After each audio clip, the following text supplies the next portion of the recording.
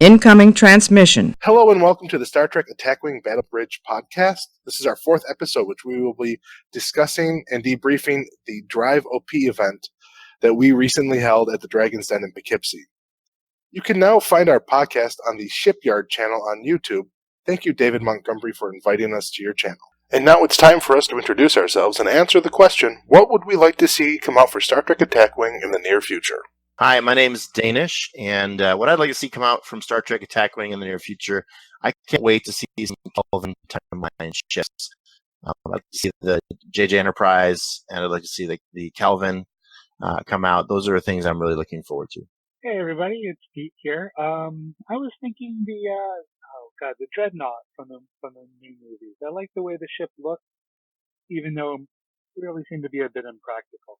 This is Chris, and I really want to see, and this is going to not be along the ship line, I would like to see either star bases for other factions besides Independent, Dominion, and Federation, or, token pieces that can be used outside of OP events to add to the game, not just, planets or Obstacles? Obstacles, yeah.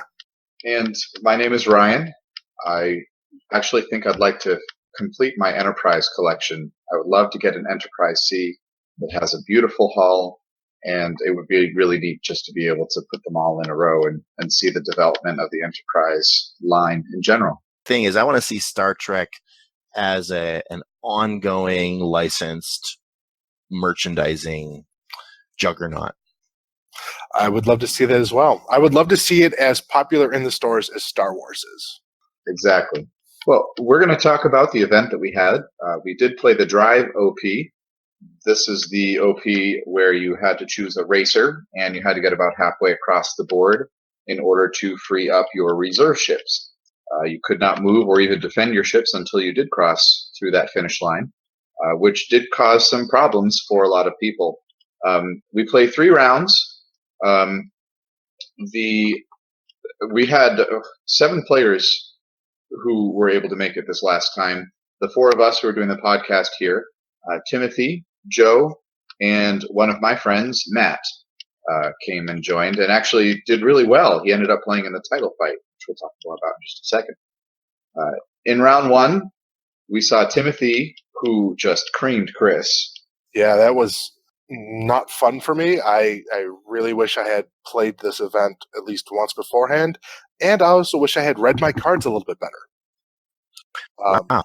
Yeah, Timothy was able to set up so I couldn't use warp jump to get anywhere near his ships, and when he did that, I couldn't recover. He wiped out my racer, my Prometheus, and then cleaned up. He smoked me. I got no ships from him. He got all of mine. Yeah, the tough thing about warp jump is you can't play it within range 3 of any other ship. Yeah, I misread that as being. I thought it was your opponent's ship, so I thought it was okay. I will say Timothy played it perfectly. He had some experience playing you, so he definitely benefited from that. And he got me fair and square, and it was really impressive. He was delighted. Yeah, it's the second time he's been able to crush me. I mean, the 2 times he's beaten me, he devastated me. Cool. Yeah, he's really starting to become a great player, and it's really the tradition is continuing. Danish, you should be proud. Chip off the old block. I'm so happy. I may soon not have to, pull back when. I'm joking. I stopped doing that a while ago because I needed to. He's a quality player. Well, Table 2 saw Danish defeat Pete, if you gentlemen want to speak on that. Not really, but we will. I don't mind speaking about it. The fleet that I was playing, I pulled it on a lot of my tricks, and I was able to run my racer across the line in the first turn and then turn on Pete's racer. And I was able to blow Pete's racer up in the second turn before he was able to get across the finish line. Also, I was able to warp jump over to Pete's reserve fleet and start shooting at him in the second round. So Pete came with 4 ships, 4 Xindi ships, and my fleet worked perfectly. I was able to get him down to 2 ships by the end of the third round, which meant that I had 4 ships. He had 2 by the time he was able to even leave his reserve area. And I got to tell you, when that happened, Pete, I was feeling like, oh, I shouldn't have gone full bore against Pete because this fleet is just too powerful. And then you came out with your 2 ships and started to blast the hell out of me. And I stopped being embarrassed about having gone full bore against you earlier. I honestly, you never should have been. But yeah, I mean, I think I got one of your ships. I think, and I don't remember which one it was. Yeah. At this moment, but I know I finally, it was like, finally I got one ship. And I don't think it was even, no, it wasn't even the racer, so it wasn't even like the pared down ship.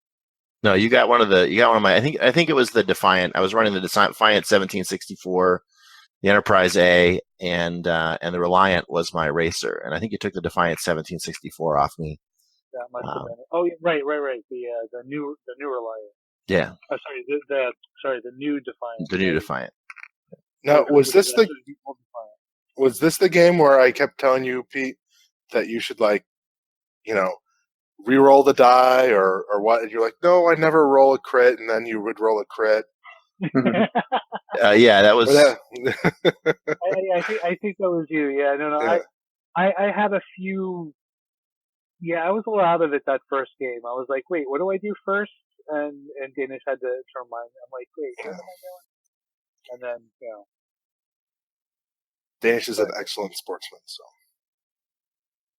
Well, that was definitely an interesting round.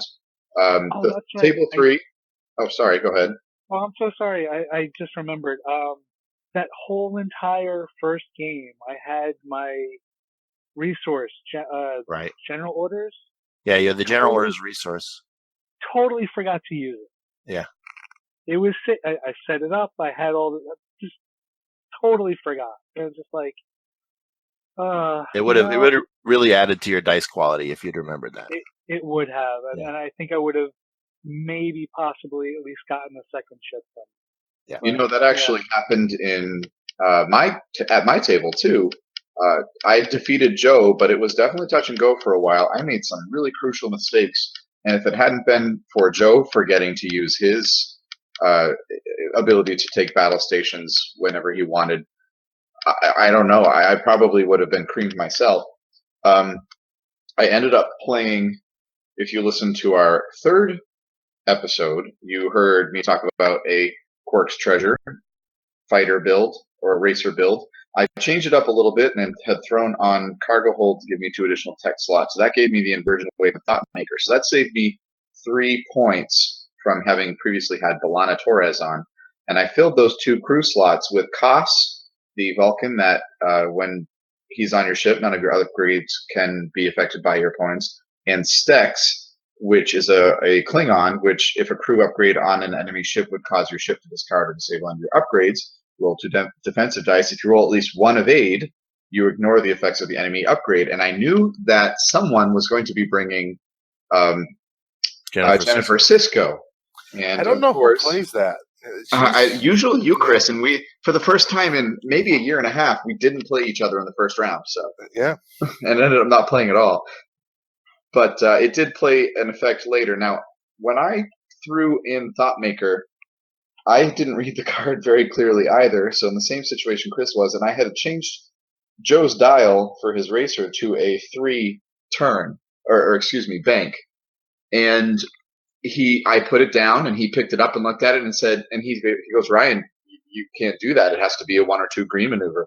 And I thought, oh my gosh, I can't believe I did that. So he changed it to whatever he wanted on our TO's ruling, and managed to jump up to the finish line there. I was still able to do the inversion wave, so I still made it past as well, but it just basically became a regular battle at that point. And of course, Quark's Treasure had no quality on it, so it was blown up immediately. And he got another one of my ships 2 turns later, but I somehow managed to outmaneuver him, and he did forget his resource, and I somehow managed to come back and take the battle. I don't know how, but it worked, so that was cool. Yeah. Well done. So in round 2, Matt, a friend of mine, Matt had elected to take the bye on the first round because he is still new to the game and he wanted to watch so he could kind of get a feel for how we all played and kind of, review in his mind. In the second round, Matt played Timothy, who was already 1-0, and ended up winning, which is pretty amazing. He did play the kill fleet that I mentioned last podcast, but was coached through it a little bit, I think, by you, Chris. Is that correct? Yeah, I did. And Timothy also went a lot easier on him than he did on me. So he understood that, it was Matt's first time playing. And I did, give Matt some advice and then thoroughly rooted against Timothy. But it was a good game. I mean, they were both able to release their fleets, and then it became a regular battle. And that one timed out. Well, I didn't start a timer thinking that one of them had, and so yeah, it timed out because we just kind of called it. And that was a Matt win. I think he had defeated more of Timothy's ships in the long run. So table 2 had Joe playing against you, Pete. How did that go? He wiped me out, but I did get points because I was able to get across the finish line first this time. I actually remembered I had cards that would allow me to do these things. And then I got some points because he did discard. Other than that, he just wiped me off the board. I didn't get any of his ships. Well, at least you were able to make it to have your fleet released. I know the four of us have been talking about this a lot off air, where none of us particularly cared for this because it's encouraged playing in a way that wasn't fun for anyone. Yeah, I actually I used the Subspace Vortex. That was it. And so I jumped, but I turned the opposite direction, so I was facing his racer, thinking I would be able to maybe damage him or even just stop him from getting across the finish line that first turn. But nope, he wiped me out. I was like, is there any ruling that says you have to go that way to go across the finish line, or can you go this way across the finish line? So I thought I was, pulling off a trick there, but it didn't quite work that way. And that's something I tried to do when I played you on table 3, Dana. Yeah, and you came at me with Quark's treasure, and you were able to use your control fleet aspects to make my racer fly the opposite direction from the finish line. So I was able to get across the finish line in the third turn. But I had you were able to take at least 2 turns to shoot at my reserve fleet without any defense dice. Right, and I felt bad about it. I didn't feel comfortable with any of these, except for the one against Joe because I messed up the beginning anyway, so it ended up being a fair fight. But with you, and then in the third round, I don't know. It wasn't a good feeling having won, and so I split my other 2 ships that had charged across. I think I flew the Prometheus and the Voyager because they both have 6 straights. Not Prometheus. The Scimitar as well. The Scimitar, that's what it was. I'm sorry. Yes, the Scimitar and the Voyager. And I split the attacks so that I wanted you to be able to move something and not just have a waste of a round. And because I did that, you brilliantly warp jumped with your Enterprise A and went completely the opposite direction, which I was not set up to attack you for. And you ended up making it a really sufficiently close battle compared to how it started. It was pretty intense. I was able to take your Scimitar as well as your racer. Obviously, I took the racer, but I was also able to take your Scimitar off. I think you ended still with the Voyager alive and mostly shielded. Even. Yeah.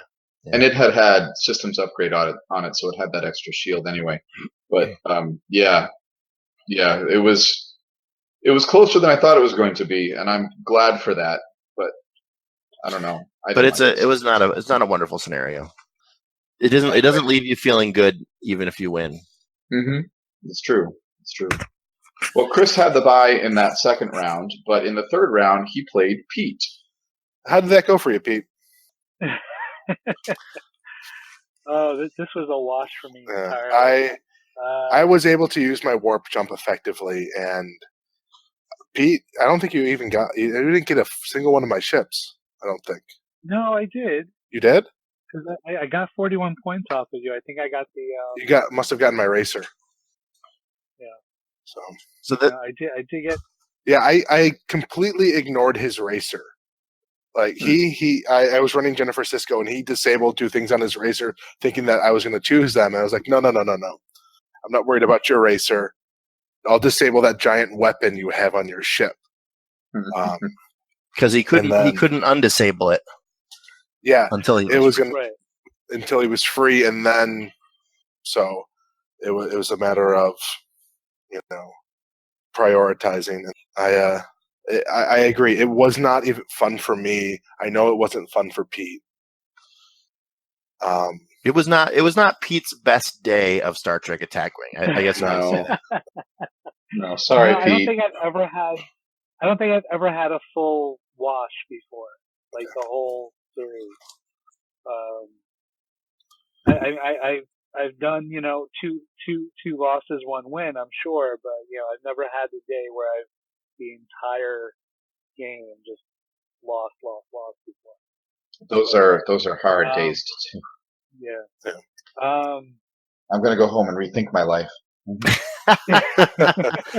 Maybe I'll play X-Wing. Yeah. So what about Table 2, Ryan? You played Matt on Table 2. How'd that go? Yeah, this ended up being the title fight. I mean, I kind of did the same thing, and I said to Matt and I are very good friends. Our kids call each other uncle, kind of thing, and we've known each other a long time. And I'm glad that he finally was able to make it, because I've been trying to get him to come for quite a while, and I hope that he comes back. But I said to him before we started, I was like, "Look, man, I want the prize ship for whatever reason. I like the Delta Flyer. It is my favorite ship in the Star Trek series. It's like I want the prize ship. I'm probably not going to go very easy on you." And he goes, "No, don't worry about it." So I kind of took that as license. I didn't jump across and start attacking his ships immediately, but I did control his fleet to go the other way, and I kind of set myself up in a position that once his ships were free, I was going to be able to pounce on them, and that's how it went, and that's all I'm going to say about it. Okay. I did end up winning, of course. Not of course, I mean, but because of the way I was set up and the experience versus Matt having this being his first OP. But I did end up winning. But yeah, there you go. It was a battle royale though for the father-son duo on Table 3, right, Danish? Yeah, that was knockdown, drag-out fight between me and my son, and we were obliterating each other's ships. He wound up edging me out at the end. Again, I think this was also a warp jump issue for me. I was playing warp jump on my Enterprise A, and I wasn't able to get my Enterprise A where I wanted it to go. Timothy was crafty in his build, and he was able to put a number of defeaters for Jennifer Sisko on his racer, and that makes all the difference. If both racers make it across the finish line, warp jump becomes very, very difficult, and so that's where it was for me, and I wound up not being able to take him apart like I wanted to, and and he wound up beating me. As I recall, there was a moment where it was still pretty even, and there was a maneuvering issue that occurred. Oh yeah, well that's the other thing. Yeah, I forgot about that. I warp jumped my Enterprise A to be in a position to take his reserve fleet out, and I dialed in the wrong maneuver and flew the ship off the map in the second turn. So that was my best ship with all my best options on it. I flew it off the map in the second turn. It's a kind of mistake I haven't made in 2 years since I started playing the game, and it was very embarrassing. It's so embarrassing. I guess I blocked it out of my memory. So thanks for reminding me, Ryan. Sorry to have brought it up. Rubbing salt in the wound there. Iodine, at least. It just probably. reminds you that no matter how much experience you have, you can still make mistakes, and that was it for me. Yeah, absolutely. So we had our first place was Ryan, myself. Second place though was Timothy. Right. This was his best finish, if I recall. Oh correct. yeah. He came in exciting. with 2 wins and a loss, and he was very excited to win. Second place. We all voted for our Red Shirt Fellowship Award, and we voted for Matt. So Matt receives the prize pack as well. Now he's just going to have to get the retail so that he can actually fly a model with it, which would be handy. Well, I believe Chris was ahead of that game because they didn't come with models, and because Chris knew that there were a bunch of players who wouldn't have the Delta Flyer model.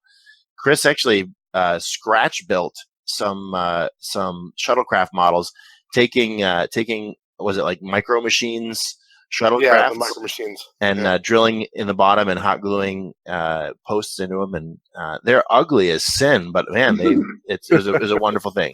They did not look as beautiful as your very large. Was that a Hot Wheels brand Enterprise A that you were flying? That was obviously a model kit, an AMT model kit. Oh man, and it was about 6 inches long, and I have to tell you, just looking at it, it was scary to go up against because of how impressively large it was compared to all the other minis. Yeah, I allow at the event. I know they have the ships. It's fun to see the more detailed version, so I allow Danish to run his models as if they were the actual. And it's an automatic win in the psychological battle. Oh, it's great. I love it. And it's a win for me just to see this beautiful ship flying out there rather than the little tiny nothing burger of a tiny prize. And it does nothing to the rules, so it's perfectly all right. None of us care. I actually think it's great, too. I'm going to start playing my 1 to 200 scale Voyager. Yeah, good for that. Would be great. That'd cover the entire. It would be so tippy, you wouldn't have to do it. And you're going to put it on 15 pegs just because. Yep. So, the resource that went to each player was the co-pilot resource, and I've got it here in front of me. I hope you guys do too. The co-pilot resource is a very interesting one. Actually, I hadn't really thought about it too much before we got it at the event, but it looks like a good usable resource. For 5 SP, you get 5 mission tokens placed on the card, and once per round during the combat phase, you can remove 1 mission token from this card to use one of the following abilities for one of your ships. You can add +3 to your captain's skill number. You can re-roll one of your attack or defense dice, or you can place an evade or a battle stations token beside your ship. Of course, once all the mission tokens are gone, the card is useless and gets removed from the game.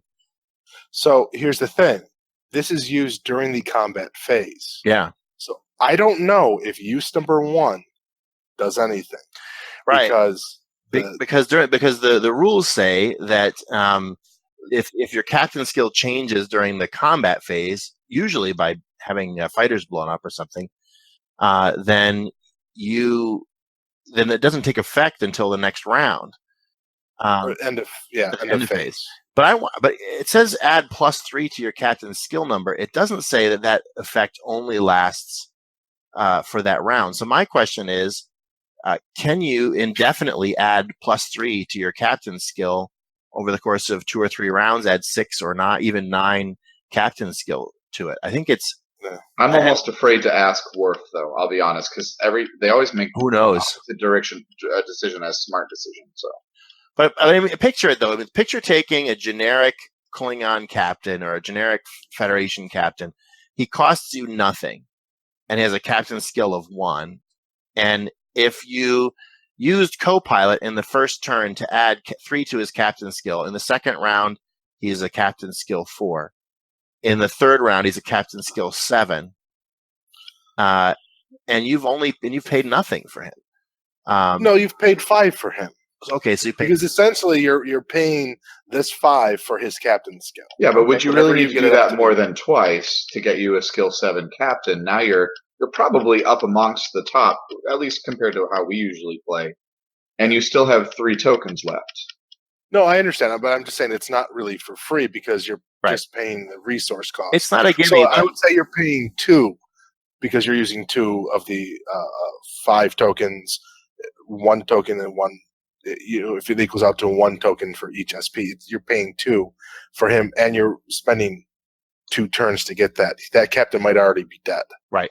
And I guess the other thing you lose is the opportunity cost to reroll attack or defense dice, or place an evade or a battle stations token next to your ship. So, I really see this one as the battle stations token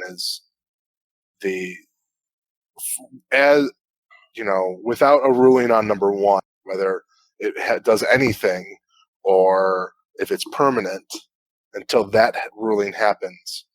I see number 3 is probably the most common use. And it's not bad. It's an evade or a battle stations, and you'll be able to do that every round for 5 rounds. That's pretty good. Yeah. And it's really helpful for like the Klingons and the Romulans who don't have those really native abilities. It's not an action. Right. So you can do this. Yeah, neither is it a free action, so you overlap a ship's base, you can still take a battle station or evade. Yeah. Once General Orders is no longer in play, I think Copilot might be my next go-to. I'm still in love with auxiliary power. I think auxiliary power is even better, but yeah, Copilot is pretty good. Yeah, I don't see why you don't just use this. I mean, General Orders gives you a battle station if you're within arc of your opponent. Does it have any other effect? No, it doesn't.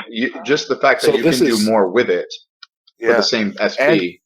For the same SP, and you're not limited to being in the arc. This should be your go-to resource. I should have probably read it earlier, but I just looked at it now. Once I still want to put in a pitch for auxiliary power, though. With auxiliary power, you can put an evade token. You can also roll extra attack dice if you wish. Now you do get the cost of an Ox token, but most of us know how to deal with that fairly effectively. So I don't know. I like the Ox Tower. I like the Ox Power resource. This is a good one. I'll definitely give it some thought, but it's hard for me to leave my Ox Power at home. Well, the good thing about Ox Power is you can also repair a shield token, which for 5 SP at the possibility of repairing 5 shield tokens is half the price you would pay for the actual stats themselves. Yeah. Yeah. So I see those two as being the best current in the game. Copilot and auxiliary power. I like Fleet Commander. I like to be able to. Yeah, that's true. I forgot about that too. The cost of Fleet Commander, though, is always prohibitive as for me. Whenever I've looked at it, the idea of adding that cost onto the cost of the additional captain always gives me pause. But you use it really well. But yeah. All right. Let's move on to the prize pack. Yay. Yeah. Hey, you really wanted it. I wanted it because I thought it was coming with a new mold for the Delta Flyer. And that is and has always been my favorite Star Trek ship. I just think it's so cool that it was built from the ground up in the Delta Quadrant with no help from anyone else, and yet was just such a kick-butt ship. And anyway, so I was wanting it for that, and I knew that there's nothing on here that I would not ever. I might use the pulse-based weapons. It's a weapon card. It's 5 points though for 2 attacks at range 1 with 3 dice for each attack. Now, they're defended against separately, and they have to be used against different ships. So, Chris, you had mentioned possibly using them against fighters. Fighters, that's right. So that's a possibility, but you still have to. You can't fire both attacks at the same group of fighters to try and knock them down before they have an opportunity to attack you. I don't know that it's going to be useful for 5 points. No, totally situational. Totally situational. Like pretty much anything on this prize pack is. I mean, you look at the captain, Tom Paris. He can, ignore an Ox power if you on a hull of 2, turn a red maneuver into a white maneuver. Great, he can fly the Borg Scout Cube. That's the only one that we know of right now with a hull 2 that has a red maneuver on its dial. Unless they'll be coming out with other ships in the future, Tom Paris is a pretty useless captain, except on the Scout Cube. What really burns me about those pulse phasers is it's a 5-point weapon that's in a prize pack for a shuttlecraft, and a shuttlecraft cannot take a 5-point even weapon. Put it on the Yeah. A shuttlecraft There's is no limited. synergy in this pack at all. There's nothing. Shuttlecraft's limited to what, a 4-point weapon or a 3-point weapon? 4 points, yes. 4 point. So that burns my buttons, and that just says, okay, here we're putting a card in here that you cannot use with the ship that it's on. And there was a recent ruling saying something with, like, for example, using Sakona to make it one less. That apparently takes effect after the fleet is built.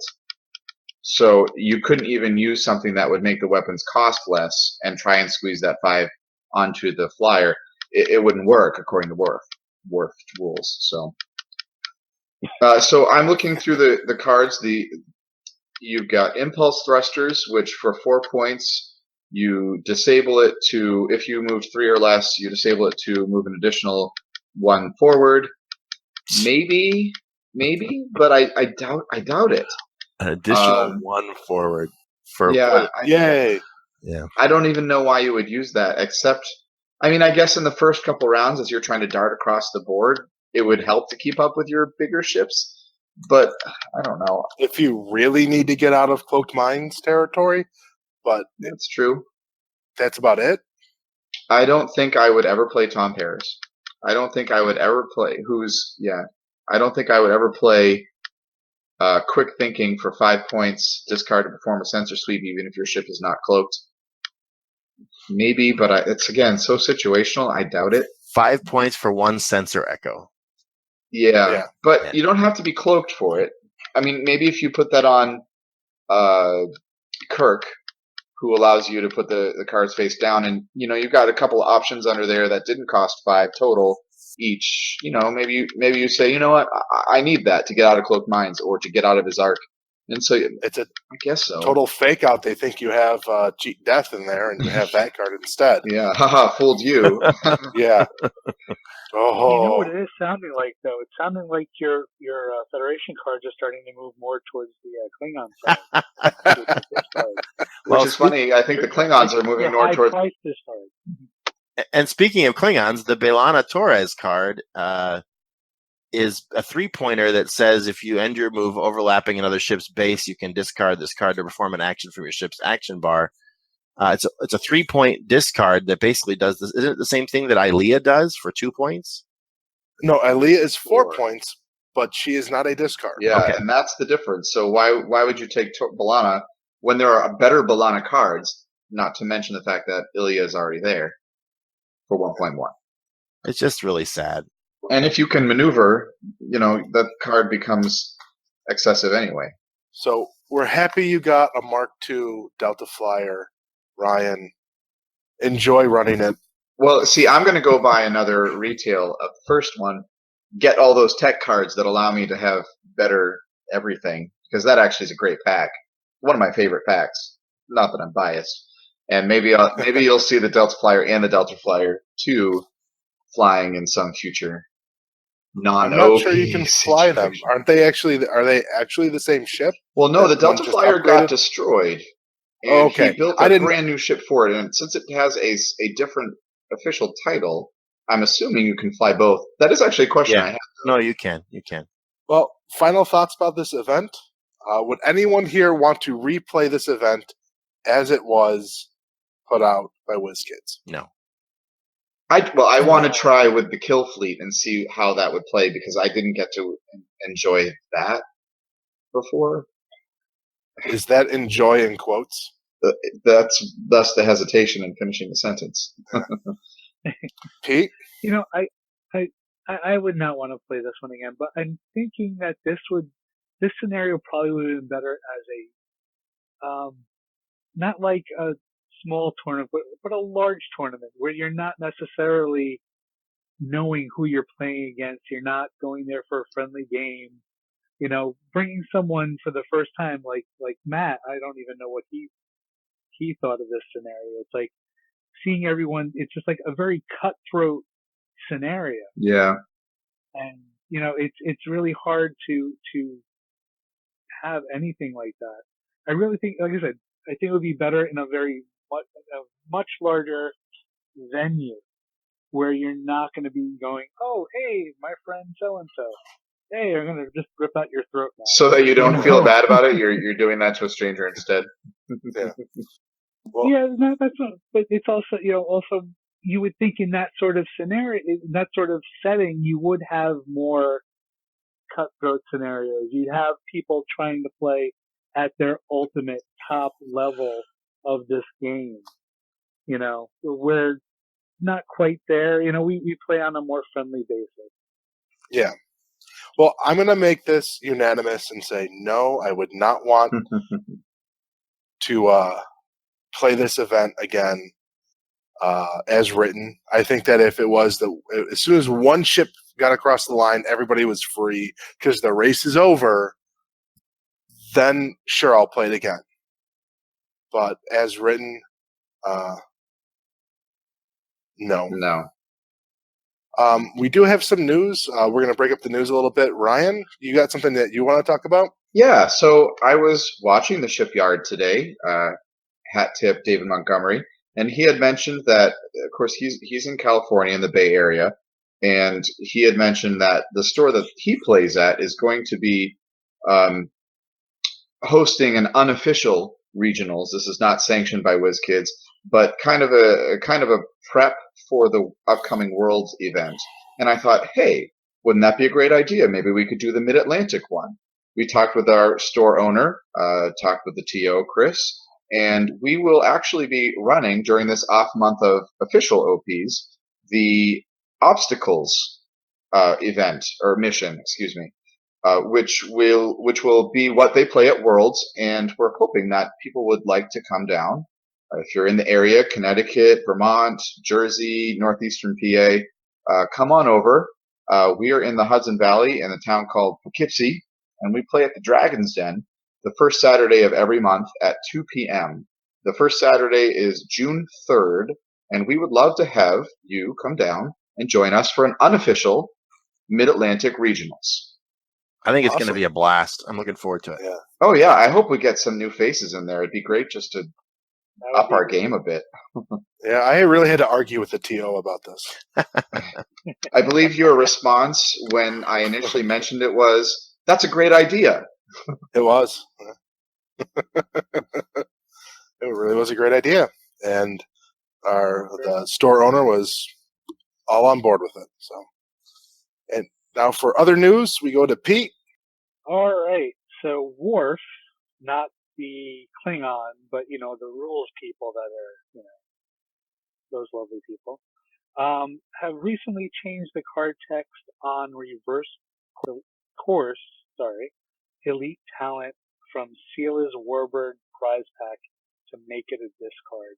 I wish I could comment, but I really don't know that card. I'm assuming I think it's a Romulan card. It is a Romulan card. It's an elite talent from the grand prize pack of the Klingon Civil War. And it was basically you could ignore your chosen maneuver and do a 1 or 2 backup as a white maneuver. That's a white, I know. Yeah, it was overpowered, but awesome. It was an awesome card. I don't know that it was overpowered.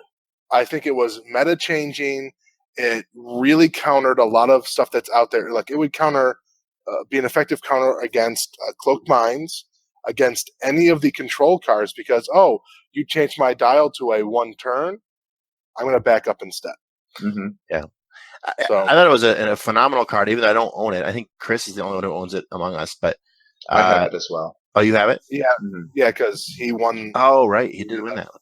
So and I got it. It's a phenomenal card, and I think that this ruling, in terms of making it a discard, so you can only do it once, turns it into a 5-point nothing burger in some ways. I mean, I don't think it really is all that helpful anymore at all. No, it becomes situationally useful. I mean, if you know you're going up against someone who's playing Lure, or you know you're going up against someone who's playing Cloaked Mines, in those situations it can be useful.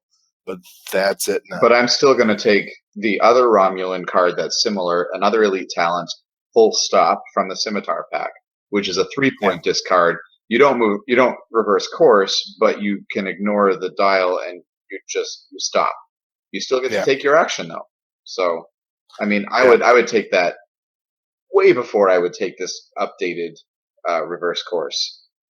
There you go. I have to say, though, I am liking this because it seems that even more cards are starting to follow the Klingon way. I play this card. I'm starting to not feel alone out there. Well, once again, our website is tinyurl.com/STAWBB. Go there, check out. I've posted images of the fleets, pictures of the prize pack, and the resource, and check out our other episodes. Yeah, everybody, thanks so much for listening to the Star Trek Attack Wing Battle Bridge podcast. If you have any comments or suggestions, you can head over to our Facebook page, Star Trek Attack Wing Battle Bridge, or email us at stawbattlebridge@gmail.com. Hey, as Bill and Ted would say, be excellent to each other. Thanks for listening. Listen again next time. Bye-bye, everybody. Bye-bye. Thanks for listening. Transfer complete. Transfer complete.